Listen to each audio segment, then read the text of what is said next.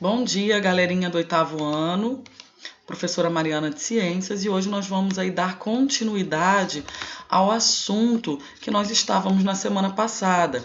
Lembrando, gente, que semana passada a aula foi ao vivo, né, lá na nossa plataforma, e a gente começou a falar sobre o capítulo.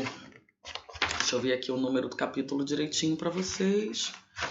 A unidade 3, capítulo 11, sistema genital feminino. E nós vimos no nosso vídeo, nós falamos sobre as partes do sistema genital feminino e as funções de cada parte. Quem perdeu aí a aulinha, não conseguiu entrar, ela foi gravada e está lá disponível na nossa plataforma. Tá bom? Hoje nós vamos dar continuidade aí falando sobre a ovulação e sobre a menstruação. Tá? Então, olha só, gente. Eu comentei algumas coisas sobre isso na aula ao vivo, mas hoje a gente vai falar mais detalhadamente. Quando um bebê do sexo feminino, ela nasce, né? Ela já tem em seus ovários os folículos ovarianos, tá? A estrutura que vão dar origem aos gametas, estrutura que vão dar origem aos óvulos, né? Popularmente chamados de óvulos. No interior dos folículos, após a primeira fase de amadurecimento, formam-se os ovócitos de primeira ordem, ou também conhecidos como ovócito 1. Em geral, eles amadurecem e passam a ser chamados de ovócitos 2, tá? Por volta dos 12, 13 anos, que é na época da puberdade.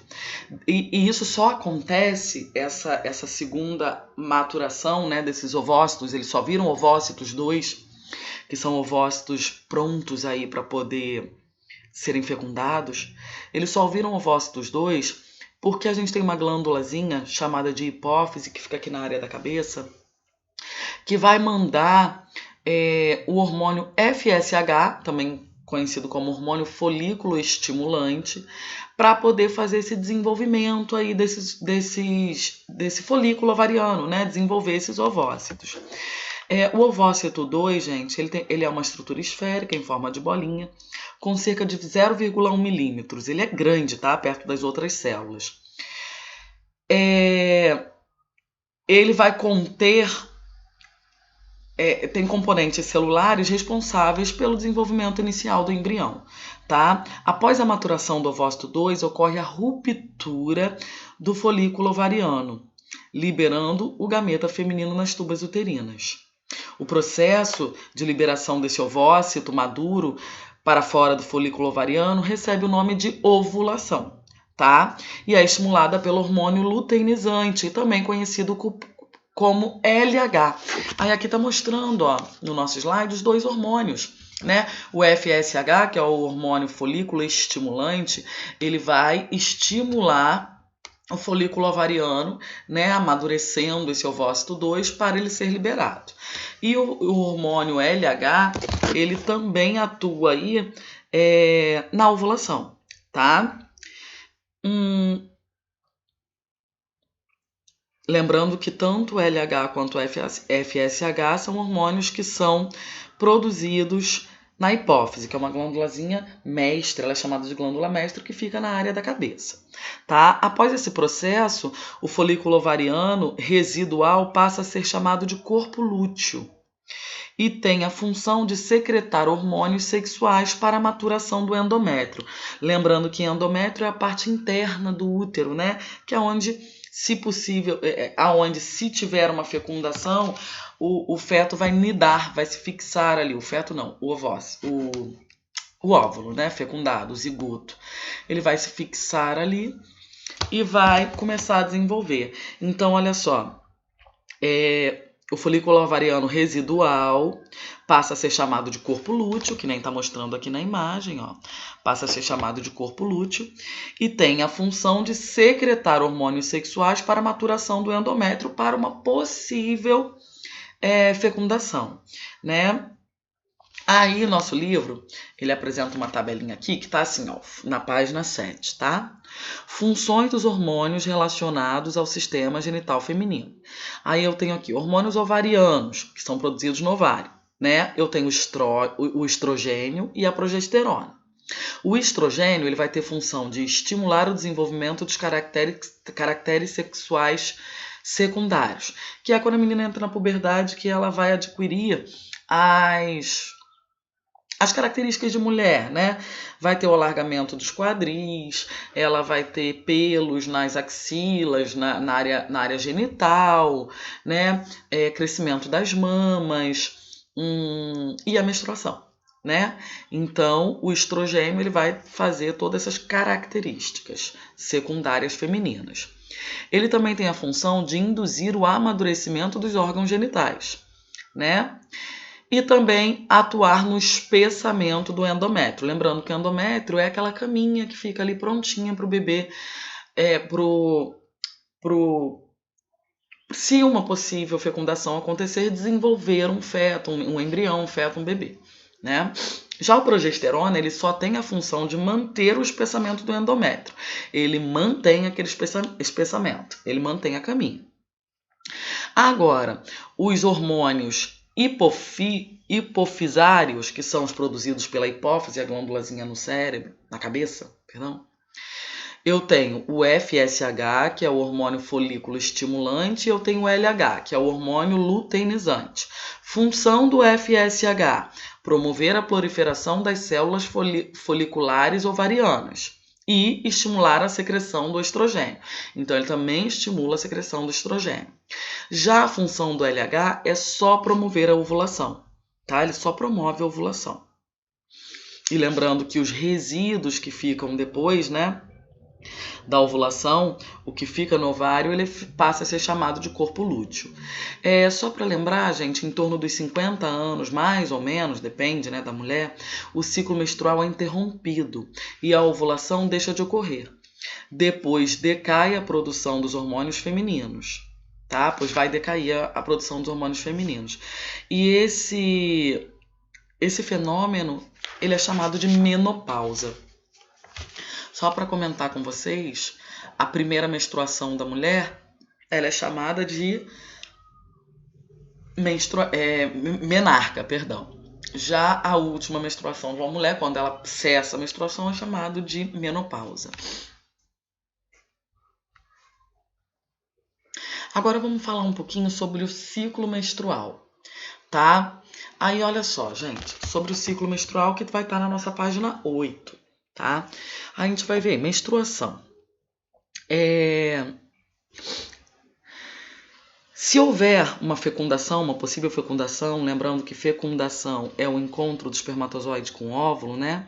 Se houver uma possível fecundação, se um espermatozoide encontrar um ovócito 2, que isso acontece na tuba uterina, vai gerar um bebezinho, né? Caso não ocorra a ovulação, caso não ocorra a fecundação, perdão, o ovócito 2 ele vai se degenerar, né? Ele vai se degenerar. E dias depois, o endométrio, ou seja, aquela caminha toda que foi preparada dentro do útero para receber um possível zigoto, né? Um óvulo fecundado por um espermatozoide, ele vai começar a descamar, tá? Rompendo alguns vasos e liberando sangue no útero.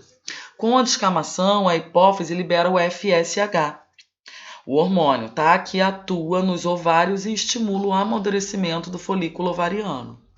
Com esse amadurecimento, há o aumento da produção do estrogênio, que atua no espessamento do endométrio. A alta concentração do estrogênio estimula a liberação do LH, e este favorece a ovulação e a formação do corpo lúteo. O corpo lúteo inicia a produção do progesterona, a qual mantém o endométrio desenvolvido caso ocorra a fecundação, e inibe a produção do LH. Sem fecundação, o corpo lúteo se degenera, os níveis hormonais caem, o endométrio sofre nova descamação e recomeça um novo ciclo menstrual. Essa descamação que ele comenta aqui é a menstruação, tá? É o nosso fluxo sanguíneo, que é o resultado dessa descamação do endométrio. É como se o seu corpo estivesse jogando toda aquela caminha que ele fez para receber um possível embrião, né? Um possível bebezinho, toda aquela caminha que ele preparou, não foi usada, não teve fecundação, ele vai jogar fora. Essa descamação, esse fato de estar jogando essa caminha fora, é o que a gente chama de menstruação. e ele sai pelo canal, essa menstruação sai pelo canal vaginal para o meio externo, tá? Após a primeira menstruação da menina, que é chamada de menarca, os períodos menstruais tornam-se sucessivos, né? Pelo menos normalmente, o normal, né? Que uma vez por mês essa menina vai ovular novamente, se não houver fecundação, menstruar novamente, tá? Geralmente isso acontece em intervalo de 28 dias, correspondendo a um ciclo menstrual regular, mas nem todo mundo é regular, né? Tem umas pessoas que podem ter ciclos de 25 dias, ou seja, tudo isso acontecer, ciclo menstrual, né? A gente chama, não é só os dias que você está menstruando, é todo esse processo, das liberações dos hormônios, do preparo do endométrio, da ovulação, tudo isso é chamado, e da menstruação. Tudo isso é chamado de ciclo menstrual, né? Que pode levar em torno, todo esse processo para acontecer, pode levar em torno de 28 dias, se for um ciclo regular, ou 25 até 30 dias, tá? Dependendo da menina. Nos dias que antecedem a menstruação, alguns dias antes da menstruação, a mulher apresenta uma queda progressiva dos níveis do hormônio progesterona. Esse fato possivelmente dificulta a produção de endorfinas. Endorfinas são neurotransmissores ligados à sensação de prazer, tá, gente? E essas substâncias, como a serotonina, que podem causar um desconforto, dores de cabeça, inchaço, dor no corpo, né? Aquela sensação das mamas inchadas, né? Tudo isso é o que a gente chama de tensão pré-menstrual, é a TPM. É normal as meninas terem TPM, porque como acontece essa baixa essa queda, né, na produção da progesterona, e interfere nesses neurotransmissores que dão a sensação de prazer, então a mulher tende a ficar irritada, né, se sentindo mal, é o que a gente chama de tensão pré-menstrual. Isso não é ficção, é real, é de acordo com os hormônios aí no corpo, tá? É importante destacar que esses sintomas variam de mulher para mulher, obviamente, e a intensidade com que eles se manifestam também pode ser diferente. Algumas mulheres podem ter TPMs mais acentuadas, outras podem ter TPMs mais fracas, né? Dores de cabeça algumas têm, outras não. Cólicas, algumas têm, outras não. Tá? Aí aqui eu tenho o ciclo menstrual, ó. Fase secretora, né? Que é a via da ovulação à menstruação. O ciclo menstrual, ele vai levar todo esse tempo, né? Da ovulação até a menstruação. Aí tem aqui, ó, progesterona, secreta pelo corpo lúteo, restante do folículo após a ovulação, né? A gente tem um esqueminha aqui, ó, do que acontece com cada hormônio nesse período de 28 dias em média, ó, um ciclo menstrual. Aí, ó, a hipófise, né, libera aqui o FSH e o LH, e os ovários, né, vão produzir aí o estrogênio e progesterona. Reparem, ó, que quando normalmente cai a progesterona, cresce o estrogênio, ó. Tudo isso porque precisa de toda essa situação, os hormônios, um regula o outro, digamos assim, tá? Então tá representado aqui no esqueminha, ó. Vai acontecer o crescimento dos folículos ovarianos, depois vai liberar o ovócito, depois eles vão estar prontinhos, tem a ovulação, a liberação, ó. Na ovulação a gente tem queda de progesterona, mas a gente tem um aumento de estrogênio. E a gente tem um aumento grande de LH na hora da ovulação, né? Porque cada hormônio aí está responsável em uma situação. Tá? Aqui tá mostrando um esqueminha bonitinho, também tem no nosso livro. Então, gente, não vou falar sobre fecundação hoje, tá? Vou deixar pra gente falar na nossa próxima aula. A gente fala sobre fecundação e gravidez, tá bom? Então, ó, beijinho pra vocês. Fiquem com Deus. E até semana que vem.